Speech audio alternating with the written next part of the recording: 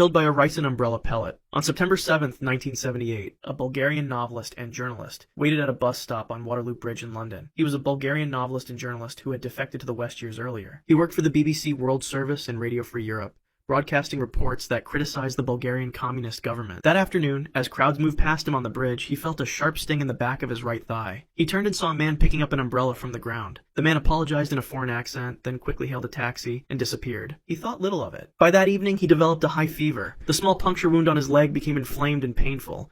He went to the hospital, where doctors initially suspected an infection, but his condition deteriorated rapidly. His temperature spiked above 104 degrees. His white blood cell count dropped to dangerous levels. His heart struggled to maintain rhythm. Within 48 hours, his kidneys began shutting down. He vomited repeatedly and could not keep fluids in his body. Doctors worked frantically to stabilize him, but they had no idea what was causing the organ failure. He remained conscious enough to tell them about the umbrella sting. On September 11th, 4 days after the attack, the Bulgarian novelist and journalist died. An autopsy revealed a tiny metallic pellet embedded in his thigh, measuring just 1.52 millimeters in diameter. The pellet had 2 microscopic holes drilled into it, designed to hold a toxin.